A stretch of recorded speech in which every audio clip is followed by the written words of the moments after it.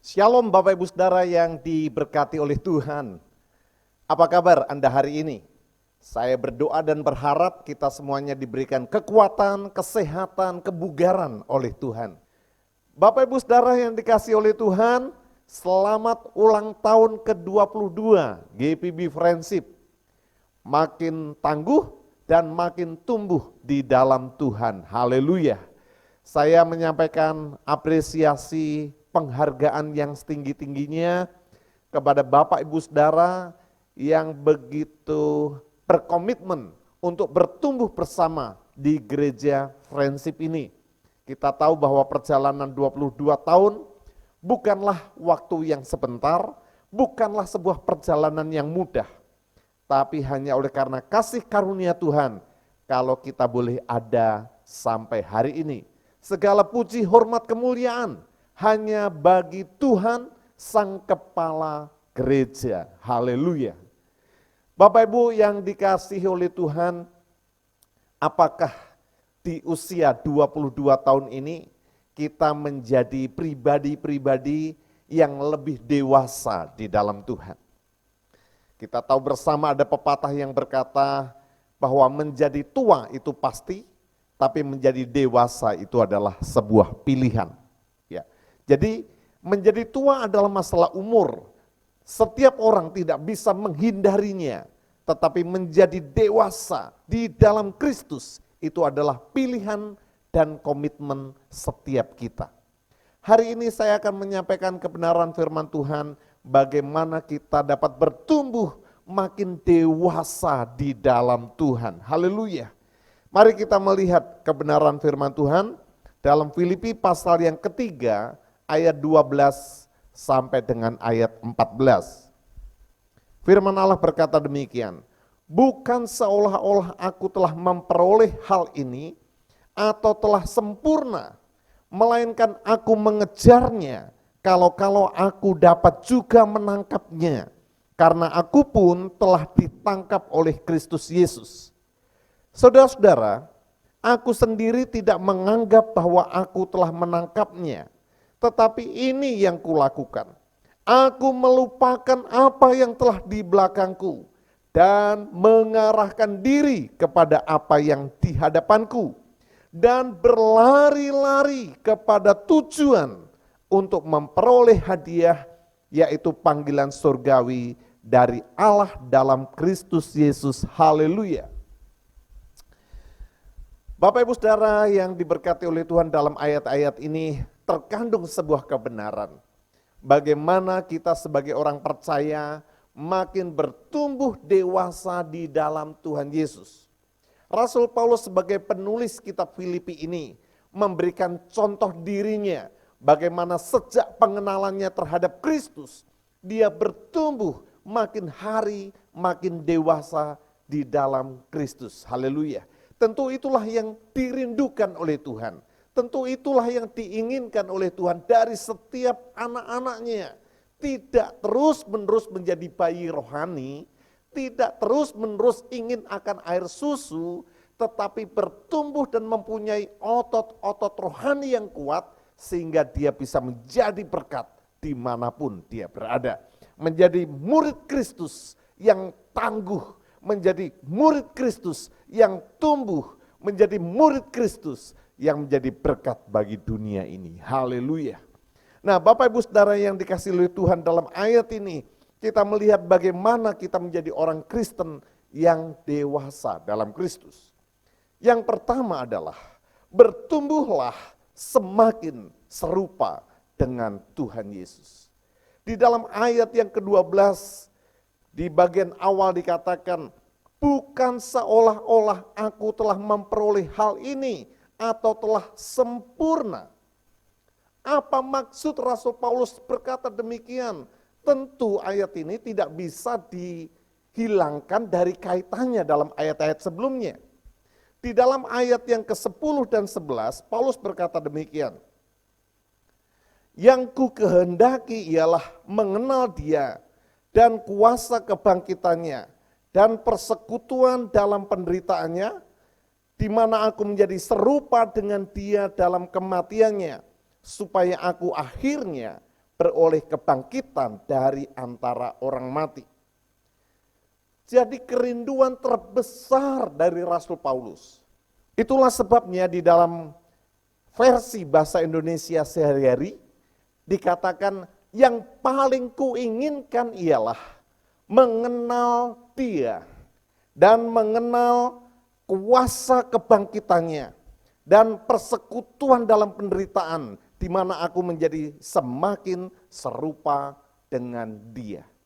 Jadi kerinduan terbesar dari Rasul Paulus di luar hal-hal yang lain adalah untuk mengenal Tuhan dan menjadi semakin serupa dengan Tuhan Yesus Kristus. Bapak Ibu Saudara yang dikasihi oleh Tuhan, itulah titik kedewasaan yang Tuhan harapkan bagi setiap anak-anaknya. Rasul Paulus juga sudah singgung dalam Roma pasal 8 ayat 29, di mana kita semua orang percaya bertumbuh ke arah keserupaan dengan Kristus.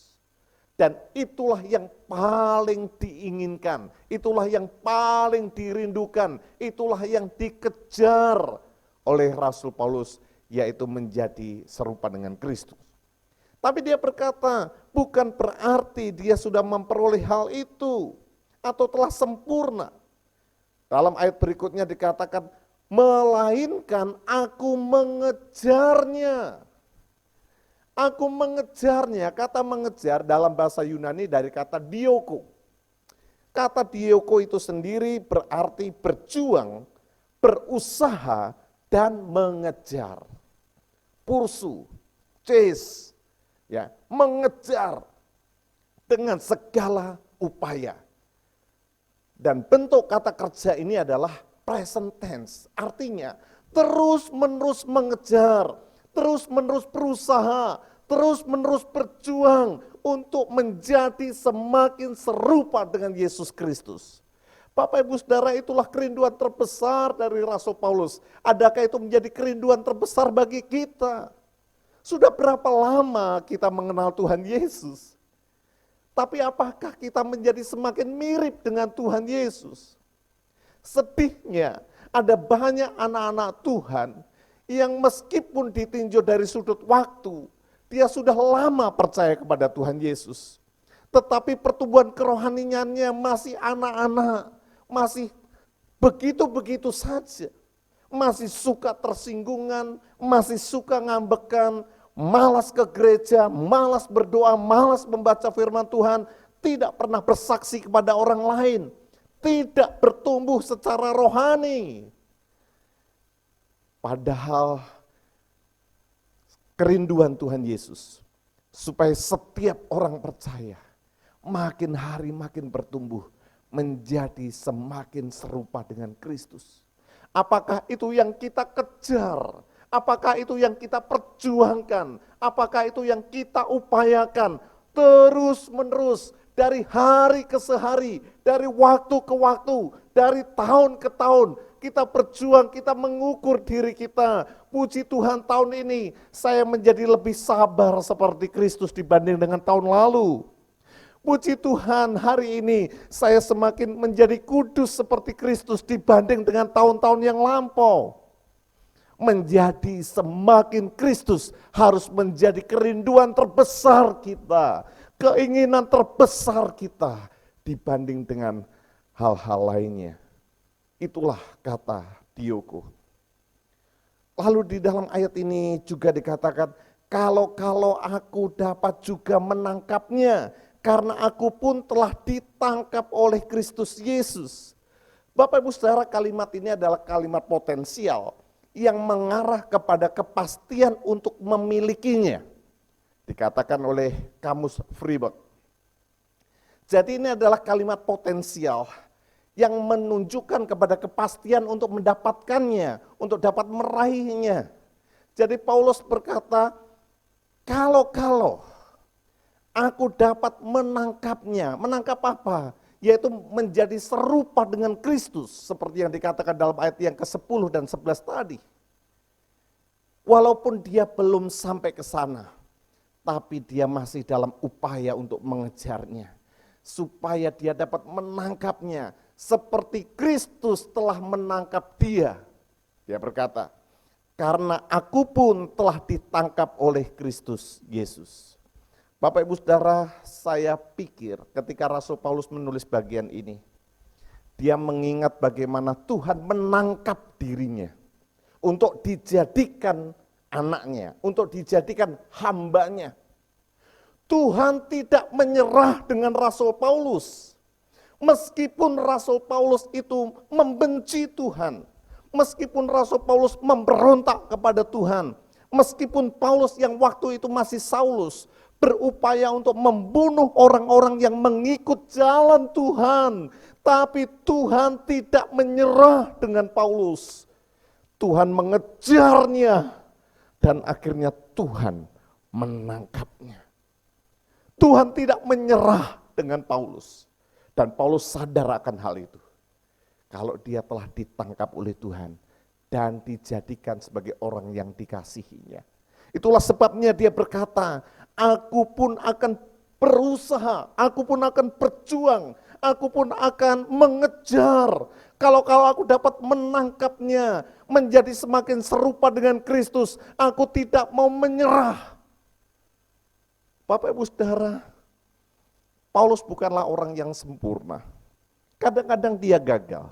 Di Galatia, dia ditegur oleh Petrus karena sikapnya yang berlaku munafik. Dia pernah gagal, dia pernah jatuh, dia pernah berdosa. Tetapi dia tidak mau menyerah untuk terus berusaha menjadi semakin serupa dengan Tuhan Yesus Kristus. Haleluya. Dan harusnya kita demikian. Kita tidak boleh menyerah. Seperti Kristus telah menangkap saya dan saudara. Dia tidak menyerah dengan engkau. Dia mengejar engkau. Dia berusaha menangkap hidupmu dari kuasa dosa, dari kuasa iblis, dari kuasa setan.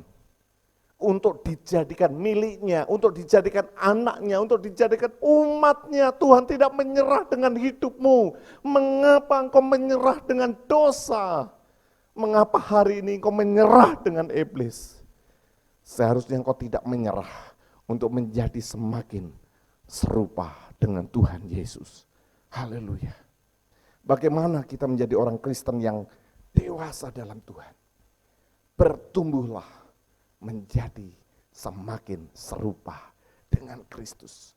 Jadikan itu sebagai kerinduan terbesar kita, keinginan terbesar kita, yang terus-menerus kita upayakan, yang terus-menerus kita kejar, sehingga akhirnya kita dapat menangkapnya, yaitu menjadi semakin serupa dengan Kristus. Haleluya.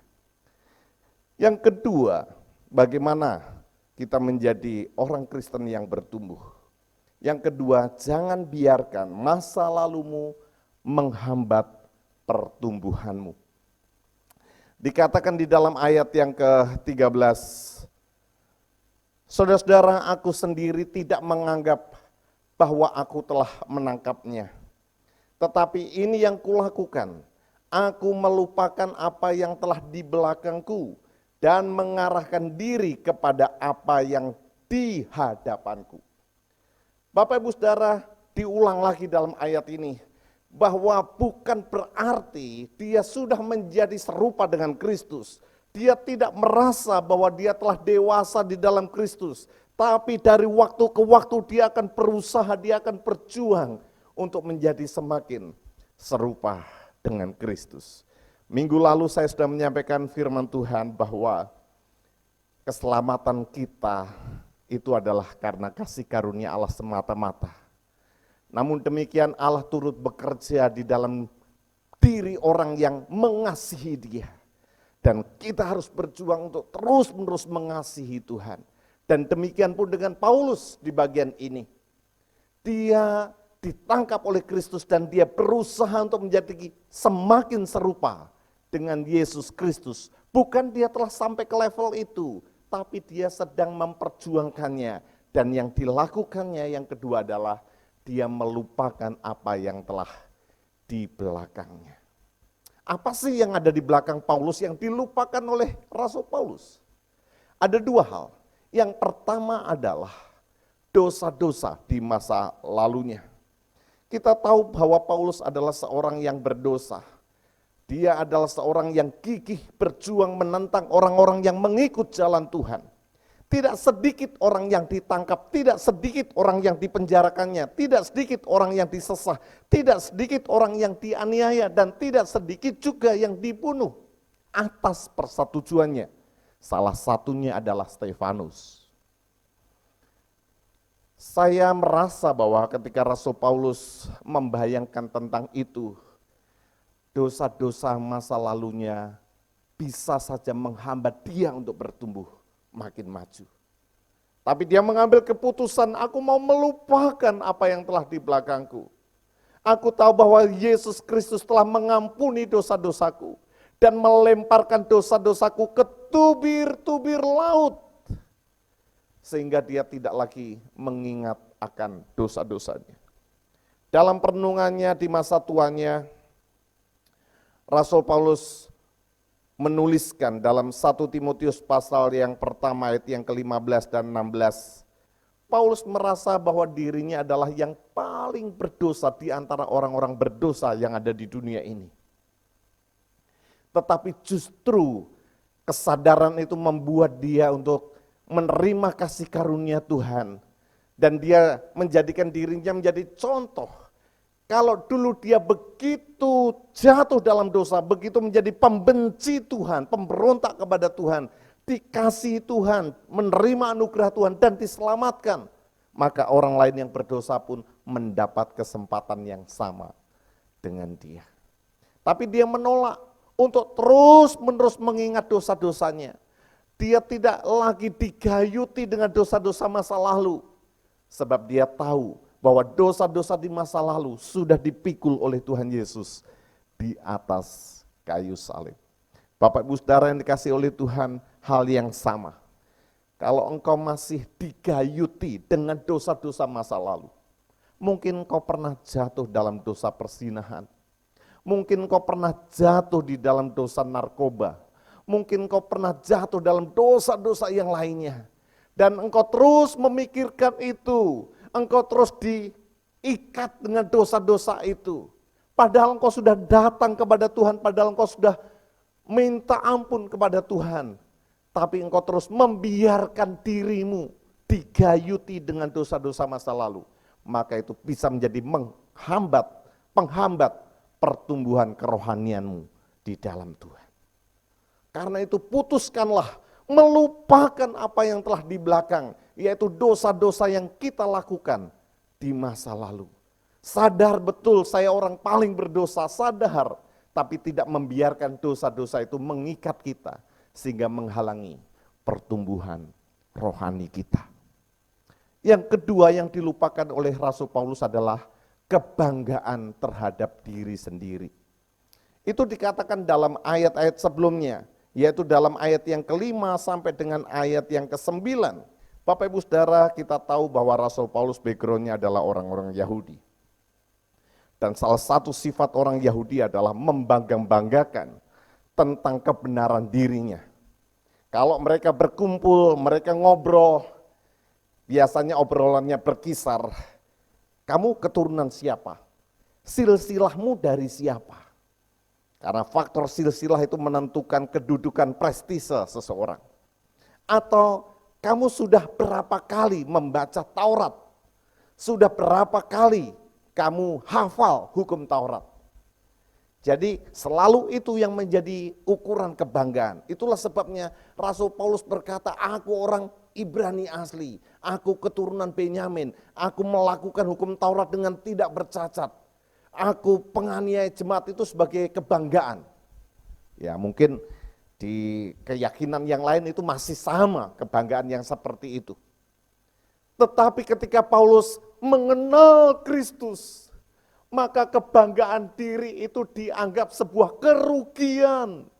Bahkan dia berkata semuanya itu sampah, tidak punya arti, tidak punya nilai dibandingkan pengenalan terhadap Kristus. Karena Kristus itu lebih mulia daripada segalanya. Haleluya. Bapak Ibu Saudara yang dikasihi oleh Tuhan, Banyak orang-orang percaya terjebak dalam hal ini. Kebanggaan diri yang ditonjolkan. Merasa lebih benar dibanding dengan orang lain. Merasa lebih suci dibanding dengan orang lain. Merasa lebih pandai dibanding dengan orang lain. Merasa lebih rohani dibanding dengan orang lain. Kebanggaan diri dapat menghambat pertumbuhan kerohaniannya. Paulus berkata semuanya itu sampah, semuanya itu sebuah kerugian. Pengenalan akan Kristus jauh lebih mulia. Dia sadar bukan kebanggaan diri dia diselamatkan. Hanya karena anugerah saja dia diselamatkan. Dia menggantungkan hidupnya hanya pada perkenanan Tuhan, hanya pada kasih karunia Tuhan. Demikian pun dengan kita, kalau kita ingin bertumbuh, lupakan kepada kebanggaan diri sendiri, lekatkan diri kepada Kristus, berharap kasih karunia-Nya, berharap kemurahan-Nya setiap hari, setiap saat. Haleluya. Bapak Ibu Saudara, jangan lagi menaruh hidup kita pada kebanggaan diri, pada pembenaran diri. Mari kita tanggalkan itu. Itu adalah masa lalu kita yang harus kita lupakan. Haleluya. Arahkan diri kepada Kristus. Nah, itulah yang ketiga. Bagaimana supaya kita bisa bertumbuh di dalam Tuhan semakin hari semakin dewasa. Yang ketiga, arahkan pandanganmu pada panggilan surgawi. Di dalam ayat yang ke-14 dikatakan, dan berlari-lari kepada tujuan untuk memperoleh hadiah, yaitu panggilan surgawi dari Allah dalam Kristus Yesus. Ini indah sekali. Rasul Paulus melupakan masa lalunya. Segala dosa-dosa yang pernah dia lakukan, Paulus tidak mengizinkan itu menggayuti dirinya, mengganggu pertumbuhan rohaninya. Dia melupakan kebanggaan terhadap diri sendiri. Dulu adalah sebuah kebanggaan, tapi dia berkata itu semua sebuah kerugian, itu semua sampah. Tapi sekarang dia punya arah yang baru. Dia arahkan pandangannya kepada panggilan surgawi. Dan dia berlari-lari ke arah panggilan surgawi itu. Bapak Ibu Saudara, kata berlari-lari itu sendiri juga kata yang sama dari kata dioko, yang berarti mengejar, yang berarti berjuang, yang berarti berusaha dengan keras. Jadi Paulus berjuang, berlari-lari, mengejar, berusaha dengan keras pada panggilan surgawi yang ada di hadapannya, yaitu hadiah. Hadiah. Kata hadiah dalam bahasa Yunani brabeion. Kata ini berarti penghargaan bagi orang yang memenangkan sebuah perlombaan. Hanya 2 kali saja kata ini muncul dalam Alkitab, yaitu di dalam kitab Filipi pasal yang ketiga ini, dan lainnya ada dalam 1 Korintus pasal 9 ayat 24, yang berbunyi, tidak tahukah kamu bahwa dalam gelanggang pertandingan, semua peserta turut berlari, tetapi bahwa hanya 1 orang saja yang mendapat hadiah, brabeion. Lalu, karena itu, larilah begitu rupa sehingga kamu memperolehnya, ya, memperoleh hadiah itu, memenangkan perlombaan itu. Dan tentu saja hadiah itu bukan keselamatan. Sebab keselamatan oleh karena anugerah, bukan sebuah hadiah karena memenangkan sebuah perlombaan, karena sebuah upaya yang dilakukan, bukan. Tapi keselamatan adalah karena anugerah kasih karunia Tuhan. Paulus pun sudah mengatakan dalam Efesus 2 ayat 8-9, sebab karena kasih karunia kamu diselamatkan oleh iman, itu bukan hasil usahamu tapi pemberian Allah, itu bukan hasil pekerjaanmu, jangan ada orang yang memegahkan diri. Kita diselamatkan oleh karena kasih karunia Allah. Jadi hadiah ini bukan keselamatan. Tetapi ini mengacu kepada apa hadiah ini? kalau kita memenangkan perlombaan. Bapak Ibu Saudara, yang menarik, dalam surat Wahyu, surat terakhir dalam perjanjian baru, yang ditujukan kepada 7 jemaat di Asia Kecil.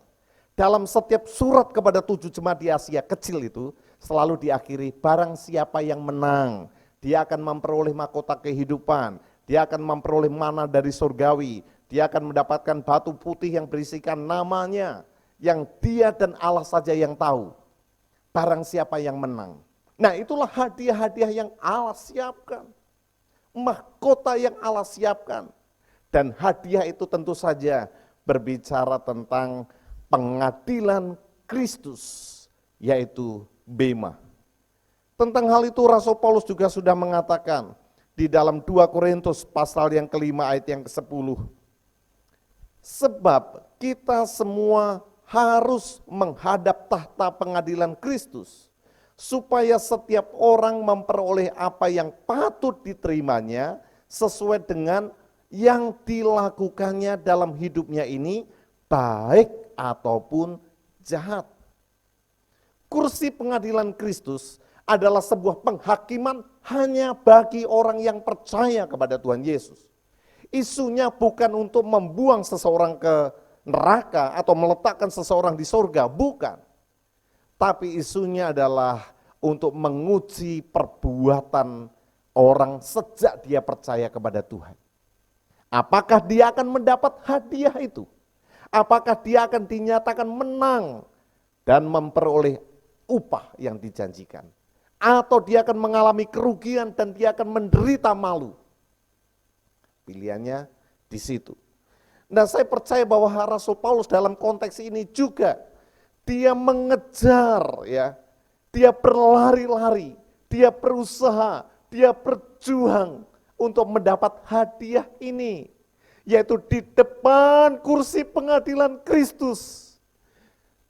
Kristus sang hakim berkata, Paulus, you are a winner. Paulus, kamulah pemenangnya. Dan kamu berhak untuk menerima hadiah ini. Mahkota kemuliaan bagimu. Haleluya. Itulah sebabnya di bagian awal Rasul Paulus berkata, aku tidak ingin mendapat malu. Mengapa Paulus berkata demikian? Sebab pandangannya diarahkan pada panggilan surgawi. Saat namanya dipanggil, Paulus tidak ingin malu. Tetapi dia boleh berbesar hati. Oleh karena dia dianggap menang dalam pertandingan. Dan dia mendapatkan hadiah itu.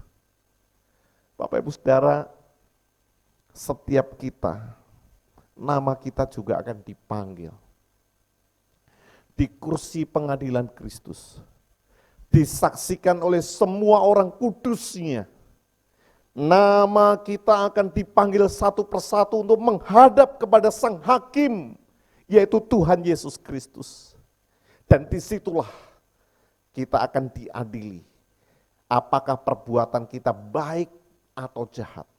Apakah kita dianggap menang dalam perlombaan dan mendapat hadiah, atau kita akan mengalami kerugian dan kita akan mendapat malu? Saudara, saya sering memikirkan ini dengan hati bergetar. Oh Tuhan, saya tidak ingin di kursi pengadilan Kristus. Saya malu. Karena Kristus berkata, Yosua, ternyata perbuatanmu sungguh tidak menyenangkan aku.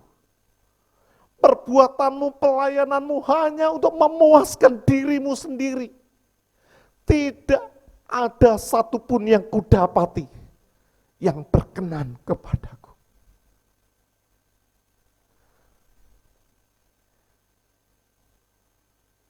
Saya takut akan hal itu. Itulah sebabnya saya pun didorong untuk berlari-lari. Selagi Tuhan masih memberi kesempatan hidup, selagi Tuhan masih memberi nafas, aku akan berlari-lari, berjuang, berusaha dengan keras, supaya aku mendapatkan hadiah, yaitu panggilan surgawi.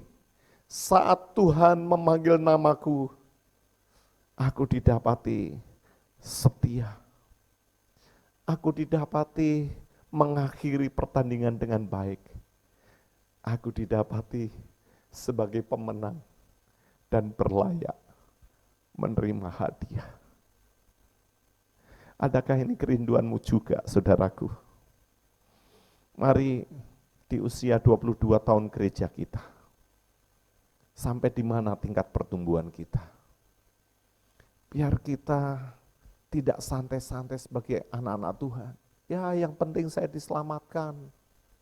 No. Akan ada kursi pengadilan yang akan mengadili kita.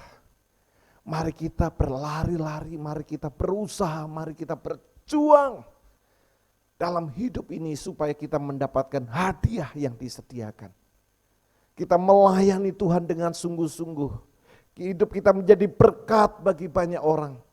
Kita melayani sesuai dengan karunia rohani yang Tuhan telah berikan kepada kita dengan maksimal, semaksimal mungkin, berjuang keras.